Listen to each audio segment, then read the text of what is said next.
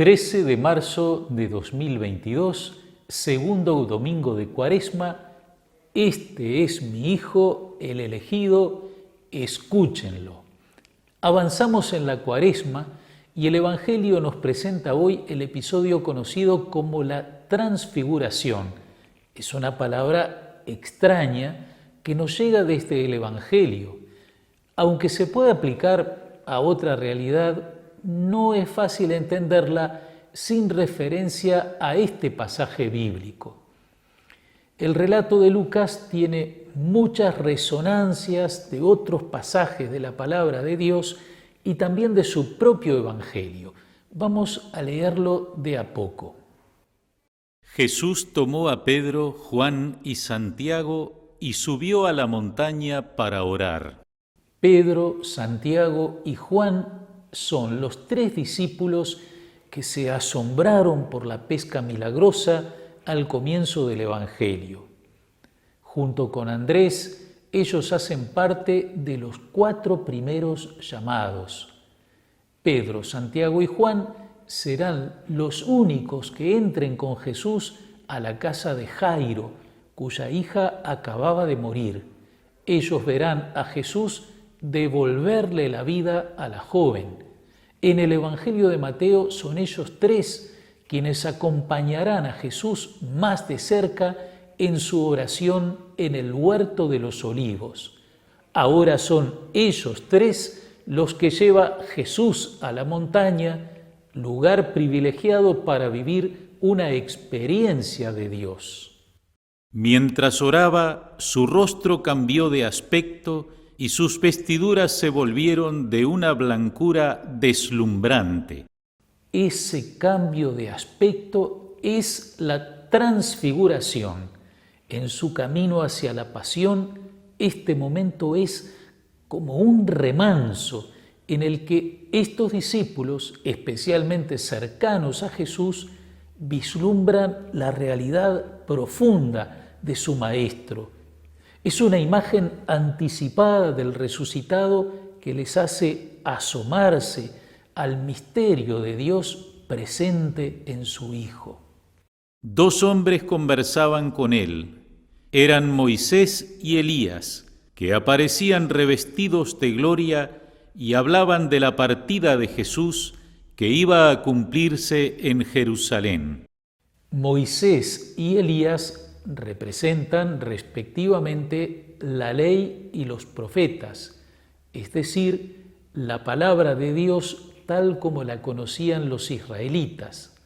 Hablan de la partida de Jesús, se refieren a su muerte y resurrección.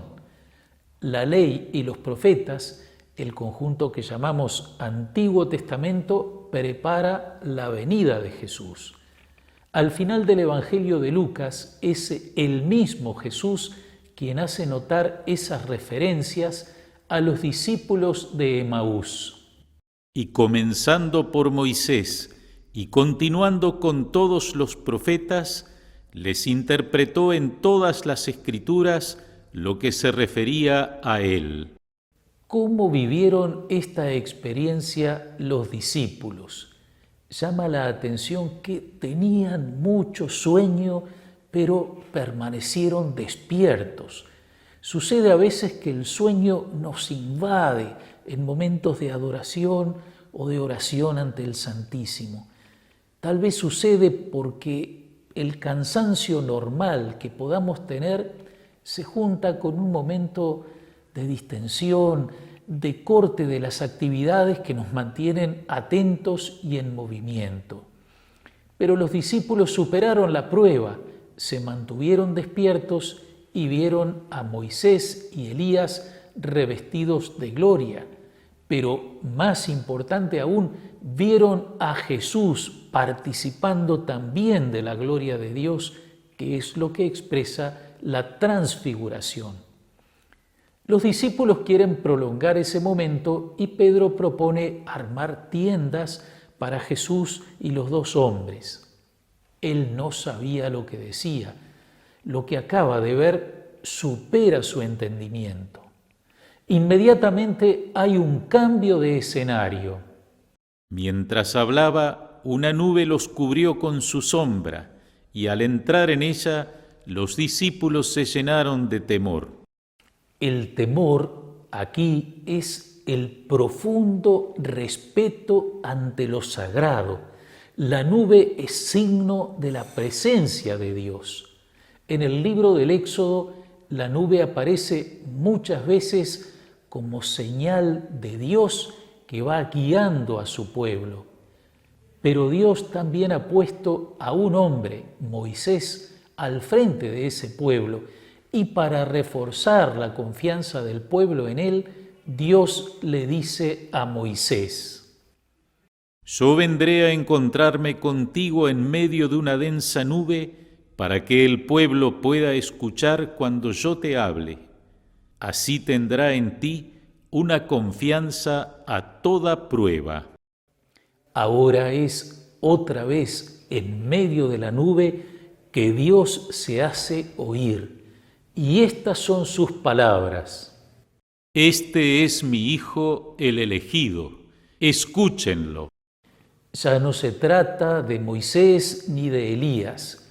Jesús no es uno más de los antiguos profetas, es el Hijo de Dios. Así lo manifiesta el Padre. Es a Jesús a quien hay que escuchar ahora. Escúchenlo. Al final del relato queda Jesús solo.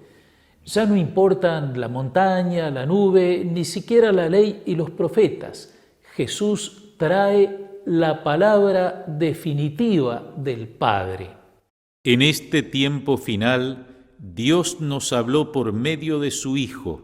Él es el resplandor de su gloria. 2000 años de fe cristiana han producido un enorme patrimonio de historias, experiencias, imágenes, signos, ritos, los sacramentos, las oraciones, las distintas corrientes de espiritualidad, las advocaciones y apariciones marianas, las vidas de santos y santas. Podemos encontrar de todo y para todos los gustos, pero toda esa riqueza solo tiene sentido y cumple su finalidad si nos conduce al encuentro de Jesucristo. Sin Él todo queda vacío. Con Él todo se llena de su presencia. Recemos juntos. Padre Santo, que nos mandaste escuchar a tu Hijo amado, alimenta nuestro espíritu con tu palabra, para que después de haber purificado nuestra mirada interior, podamos contemplar gozosos la gloria de su rostro. Por Jesucristo nuestro Señor. Amén.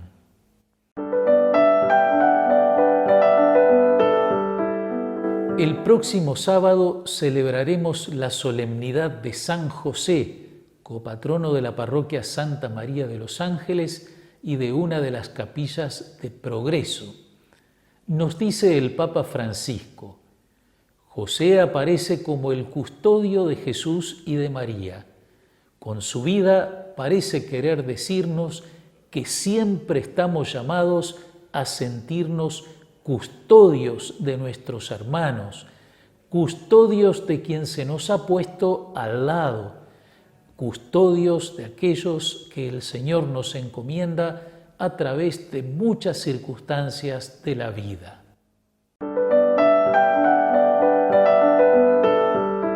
Nuestra diócesis cuenta con 3 seminaristas que muchos de ustedes conocen: Néstor, Sergio y Tomás. Su formación la hacen en el Seminario Interdiocesano Cristo Rey en Montevideo, por donde hemos pasado casi todos los sacerdotes del clero secular del Uruguay. El sábado 19 y domingo 20 se hará una colecta del Fondo Común Diocesano destinada precisamente a los gastos del seminario. Escuchemos el mensaje que los seminaristas nos dejan y colaboremos generosamente. Muchas gracias. Estamos en el Seminario Cristo Rey. El seminario es el lugar donde nos formamos los futuros sacerdotes durante 8 años. Me llamo Néstor, tengo 25 años y estoy en el 8º año de seminario. Durante este tiempo vamos conviviendo entre los seminaristas y vamos viendo cada uno con Jesús aquí presente nuestra vocación y nuestro llamado. Llamado que brota de Él, llamado que brota de su corazón. Y bueno, ese discernimiento lo vamos haciendo en comunidad aquí en el seminario. Estamos en el Prado, nos estamos formando de a poco para ser pastores según el corazón sacerdotal de Jesús. Agradecemos su colaboración y oración en nuestra formación de cada día.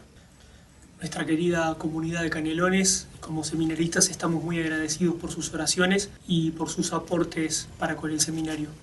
A cada uno le agradecemos su oración diaria y desde ya cuentan con nuestra oración y nuestro corazón agradecido.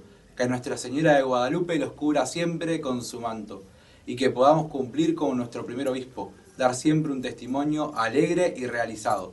Muchas gracias. Gracias, amigas y amigos, por su atención. Que los bendiga Dios Todopoderoso, Padre, Hijo y Espíritu Santo. Amén.